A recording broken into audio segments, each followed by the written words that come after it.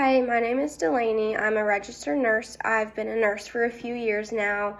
I'm currently getting my Master's of Nursing degree. Before I was a nurse, I was a PCA, like a patient care technician or a CNA. So I've been in a few different hospitals and facilities throughout my time in healthcare. And today I want to address an issue that has always been important to me, and I think it's important for a lot of other nurses and a lot of other staff, and it's just something that I've noticed from the very beginning of my healthcare journey, and that is safe staffing ratios. Staffing ratios refers to the number of patients per nurse or the number of patients per PCA or CNA. I have worked in adults, I've worked in pediatrics, I've done medical surgical units, I've done ICU downgrade units, and this has just been an issue that many floors see, and unfortunately in the United States there are no federal regulations or mandates saying a specific number of how many patients a nurse should have. It's kind of just up to the organization to determine what they think we can handle, basically. Med-surg nurses see anywhere between 4 and 7 patients at a time. ICU or critical care units, they can see 3 to 4 patients at a time. I know in nursing homes they're constantly short-staffed, so they can see 10 to 15 to 20 patients at one time. When I was a PCA in the very beginning of my healthcare journey, I was on an ICU step-down unit, and I had 10 patients assigned to me at one time. If we were short-staffed, I could have up to 16. PCAs are in charge of getting vital signs every 4 to 8 hours, blood sugar checks, keeping track of intake and output, helping patients get to the bathroom, turning the patients every 2 hours, just anything that we were allowed to do within our scope of practice to kind of take that burden off of our nurses.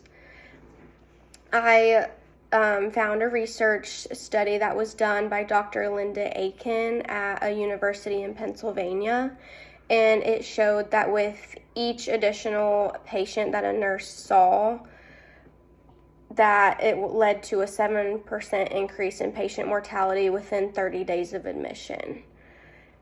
Backing this information up, Joint Commission and the American Nurses Association have also stated that increased patient ratios leads to increased medical errors, higher nurse burnout, nurse turnover, higher costs for hospitals, higher readmission rates, and this has been an issue that the American Nurses Association has been advocating for, and they really push for nurse-led advocation.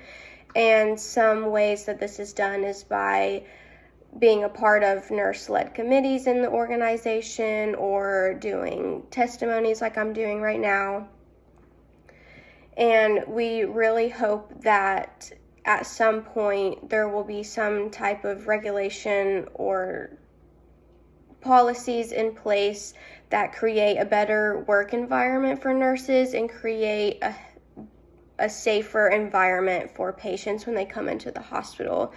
And they're already in such a vulnerable state, and it's really scary when a nurse has a lot on their plate and they have sick patients. And I know for me, it scares me because I worked so hard for my nursing license, and sometimes I feel like just going into work just puts me at such a risk for losing my license. And we don't want to hurt our patients either, especially with something that could have been prevented with policies and regulations such as better staffing for nurses. So in conclusion, I respectfully urge you to just think about what the nurses have said about staffing issues. We are on the front lines of healthcare pretty much since, being in the hospital, we see a lot of things. We're very it's very frustrating for us when things like this that we feel like just can be such an easy change there's nothing done about it really, and it's nurses are burnt out and they're tired and they're scared of hurting their patients as well. So I want to thank you for your time, and I hope this is something that can be better managed in the future. Thank you.